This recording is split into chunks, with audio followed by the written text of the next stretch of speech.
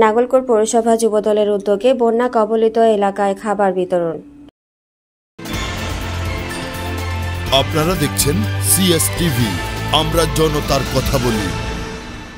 বাংলাদেশ জাতীয়তাবাদী যুবদল কুমিল্লার নাঙ্গলকোট পৌরসভার উদ্যোগে নাঙ্গলকোট উপজেলা বিএনপির সাবেক সভাপতি ও বিএনপি জাতীয় নির্বাহী কমিটির সদস্য আলহাজ মোবাশের আলম ভূঁইয়ার নির্দেশনায় শুক্রবার দিনব্যাপী বন্যা কবলিত প্রায় ৬০০ পরিবারে শুকনো ও রান্না করা খাবার বিতরণ করা হয়।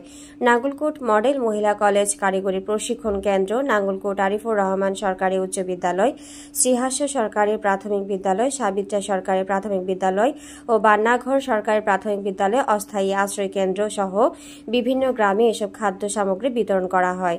শুকনো খাবারের মধ্যে ছিল মুড়ি, চিড়া, চানাচুর, বিস্কুট, মোমবাতি, দেশলাই বাক্স, খাবার, স্যালাইন ও পান সুপারি। এছাড়াও বিতরণ করা হয় রান্না করা খিচুড়ি। খাদ্য সামগ্রী বিতরণকালে উপস্থিত ছিলেন স্বেচ্ছাসেবক দল কেন্দ্রীয় কমিটির সাবেক সদস্য মিজানুর রহমান মজুমদার, নাঙ্গলকোট পৌরসভা বিএনপি সাবেক সভাপতি নুরুল আমিন জসিম, সাধারণ সম্পাদক জাহাঙ্গীর আলম মজুমদার, নাঙ্গলকোট উপজেলা যুবদল সাবেক সাংগঠনিক সম্পাদক ও সাবেক পৌর কাউন্সিলর আবু ইউসুফ মজুমদার, নাঙ্গলকোট উপজেলা যুবদল আহ্বায়ক মনিরুল ইসলাম, সিনিয়র যুগ্ম আহ্বায়ক মোদাসের হোসেন মজুমদার লিটন, নাঙ্গলকোট পৌরসভা যুবদলের আহ্বায়ক নুরুল আফসার সজল, সিনিয়র যুগ্ম আহ্বায়ক মিজানুর রহমান টিপু, সদস্য সচিব এনায়েতুল্লাহ কামাল, যুগ্ম আহ্বায়ক সবুজ নূর আহমেদ, সদস্য ফারুক লিটন, ছাত্রদল নেতা জিয়াউর রহমান সহ নেতৃবৃন্দ।